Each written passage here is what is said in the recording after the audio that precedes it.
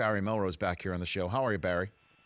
Great, Rich. How are you? Please put in perspective, best you can, what's going on in Vegas, Barry. You know what? I don't think you can. I think that this is uncharted territory. This has never happened before in any sport.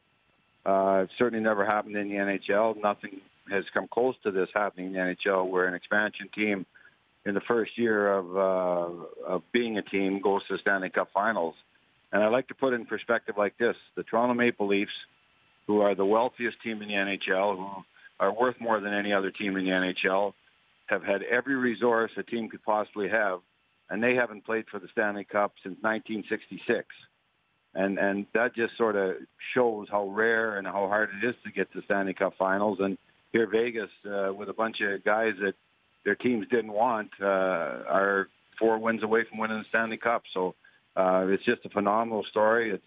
It's been picking up legs all throughout the United States and Canada, and everyone's writing about it, and everyone's got a view upon it. And it's just a magnificent story. It's just an unbelievable story what Vegas has done. Well, in terms of the view upon it, Barry, we're hearing a lot, certainly since the Vegas Golden Knights knocked off Winnipeg, hearing a lot that the rules for the expansion draft were tilted in their favor. We had George McPhee, the general manager, on the show yesterday. He said that the rules were more fair, is how he put it. And then also said that for those complaining about it, they weren't complaining about the $17 million check that they received for the expansion fee. Where do you stand on that subject? Oh, I'm with George 100%. I think in the old days, the expansion teams were basically raped. They got the players that no one wanted. The rules were so stacked against them. They had no chance of being good. So the other owners wanted their cake and eat it too. They wanted to get the check, but they also wanted the new team coming in to be bad. So, so finally, these guys that are spending $500 million or more to get an expansion team finally are getting some decent players. And the thing is, they're not getting, the top 6 forwards or the top 3 defensemen. They're getting, good young players. It's up to Vegas to pick these players and make the deals to get these players. And now you want to punish and say that it's not fair because Vegas has done a good job. You can't have it both ways. And so I'm with George McPhee 1,000%. I think the rules were fair. I think that Vegas did their job better than the teams that are existing teams. And now those teams that can't get to the Stanley Cup Finals want to sort of belittle what Vegas has done. I don't think that's right whatsoever. And interestingly enough, Barry, a team that the Vegas could be facing is McPhee's former team that he was a GM of for so long. He drafted Ovechkin, as we all know. And Caps fans also know, and hockey fans hear it, about the tortured history of the Caps. Ovechkin and Nick Backstrom each have 7 Game 7 losses, which is tied for most by any player in the history of the NHL postseason. How real is the mental aspect of expecting it and not getting over the hump, Barry? How real is that?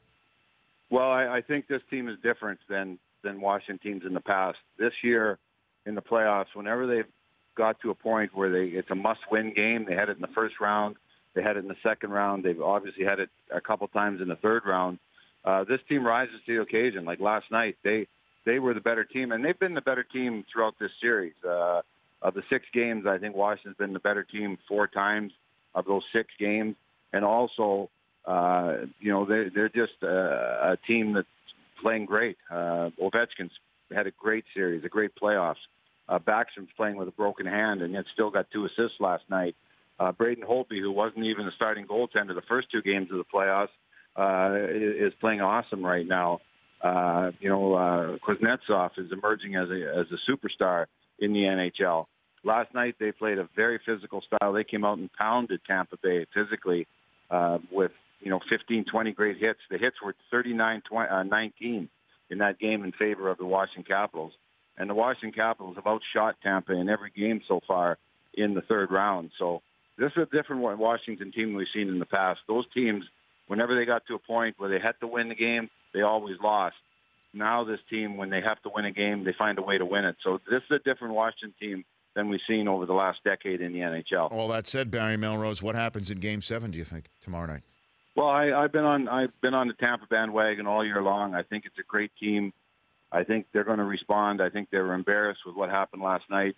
Game 7 is in their building. I know that's not an advantage. I think the visiting teams are winning more right now than the home teams, but I think that Tampa will rebound and play a great game and win the series. But this Washington team, I would not be at all surprised if they go on. But I think Tampa will find a way to win this Game 7. Well, we haven't spoken in a brief bit, so a couple of things have happened since we last spoke.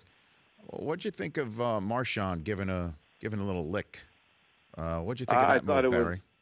I thought it was brutal. I think it was cute for a little while, gave people a lot to talk about, but everybody got sick of it at basically the same time. And the NHL stepped in and told the Marchand that this is not acceptable and not to do it anymore. So probably I thought they should have done it before that, but they did make it right. And the thing is with Marchand, he doesn't need that stuff. This guy's a great hockey player. He's one of the best players in the NHL. He doesn't need to do that crap after the whistle's in the pile on. So I was glad the NHL stepped forward and told him that this isn't acceptable and not to do it anymore. So, but that said, Barry, and you'll have to excuse me, it seems all he got was a tongue lashing. Oh, that's good. Go and use it. Use it, Barry. Please go and use it in 2 different continents. I try not to use tongue too much in any of my commentaries. I don't know. I have never been able to find a way to work it in, but maybe I'll try. There you go. I mean, shouldn't they have just slapped him down already? I mean, that is. Yes, they should have. They should have. They should have acted before they did. But he has been a repeat offender for different things, not anything like that for physical play. But it's the old saying: it's better late than never, and it was the right decision made. So I'll give the NHL some slack over that. Okay, and what's the biggest disappointment so far in these playoffs that you think is going to have lasting effect going into next season?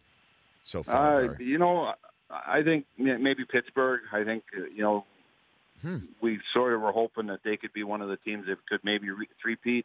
It's so rare these days that just doesn't happen. They looked like they were set up to do that, but they couldn't get by Washington. And there's an example of why this Washington team is different than other Washington teams. Pittsburgh was always able to beat Washington in these series, and they were one of the reasons that Alex and Nikki have that terrible, 7-game 7 losing streak that they have that you mentioned. But I think I was hoping more for Pittsburgh. They went out pretty easily in that second round. But again, I think that's a tribute to Washington, not a reason to question Pittsburgh. Barry, we showed, last one for you, we showed our television audience before you came on a game between the Red Wings and the Capitals on January 7th, 1986. Does that game ring a bell? Do you know why we were showing that prior to your appearance? No, I can't think of it right now off the top of my head why you were showing that. Because it was you and Ed Kostelik going at it. That's good. That's good research, man. I'll tell you. Oh yeah. I mean, what was that? Do you remember that? They always go after the other team's best player, and so that's why I was involved. Obviously, that's one thing I can say. I mean, is this the best fight you've had, or longest, or what? No. I'll tell you the best fight I ever had in the NHL. Okay. And, we're playing the Islanders. And this was the big Islanders, when the teams that were winning the Stanley Cup. The drive for 5 Islanders. For Detroit. Yeah, and I was playing for Detroit, and I got in a fight with Clark Gillies. Oh. And somehow I landed a lucky blow, and I hit Clark in the nose, and his nose started bleeding. So we go to the penalty box, and Clark is I know Clark, we're both from Saskatchewan and stuff, so Clark in the penalty box, and it was in Long Island, and he's yelling at me that he's going to kill me when we get back on the ice, and he's going to do this to me. He's going to kill my wife, and then he'll kill my family after that.